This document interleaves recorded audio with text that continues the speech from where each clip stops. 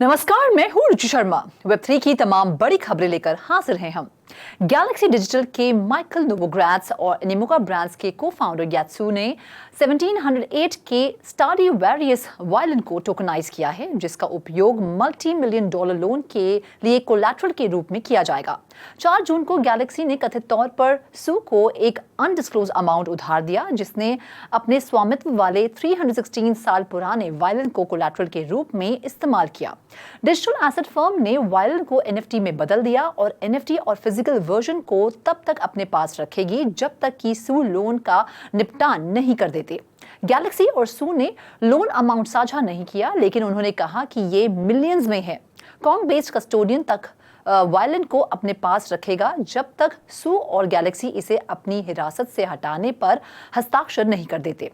Violin Russian empress Catherine the great का था। Musical instrument auction house Tarisio के अनुसार उन्होंने वायलिन की प्रोवेनेंस की डॉक्यूमेंटेशन की है, जो 300 साल से अधिक पुराना है। बढ़ते हैं अगली खबर की ओर। अपने प्रमुख digital collectibles platform NBA top shot के लिए जाने जाने वाले डैपल लैब्स ने एक क्लास एक्शन लॉ सूट के जवाब में $4 मिलियन का समझौता किया है।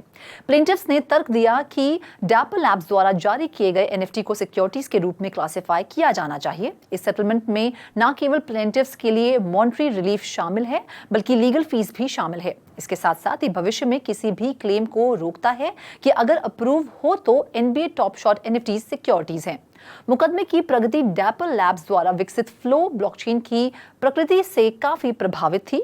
एक फेडरल जज ने फैसला सुनाया था कि टॉप शॉट NFTs को आंशिक रूप से सिक्योरिटीज माना जा सकता है, क्योंकि फ्लो ब्लॉकचेन को डैपल लैब्स के नियंत्रण में एक प्राइवेट नेटवर्क के रूप में देखा गया था।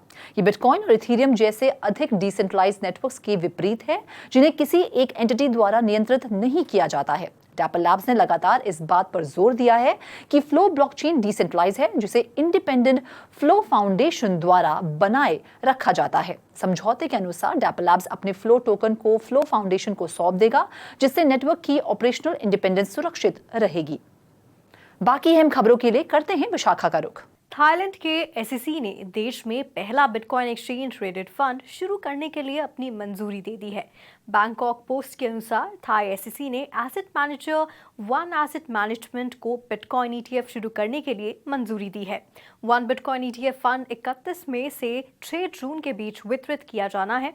थाई एसईसी के नियमों के तहत ETF केवल वेल्दी और इंस्टीट्यूशनल इन्वेस्टर्स तक ही सीमित रहेगा। ये अप्रैल में लोकल गाइडलाइंस में संशोधन करने वाले रेगुलेटर द्वारा प्रोफेशनल इन्वेस्टर्स को लक्षित रिस्ट्रिक्टेड बिटकॉइन ETFs की अनुमति देने के बाद किया गया है। ये फंड 11 अग्रणी वैश्विक बिटकॉइन फंड्स में निवेश करेगा, जो कि इंटरनेशनल स्टोरेज स्टैंडर्ड का पालन करते हुए लिक्विडिटी की गारंटी देगा और US और हांगकांग द्वारा रेगुलेटरी कंप्लायंस की निगरानी करेगा। अब बढ़ते हैं अगली खबर की ओर।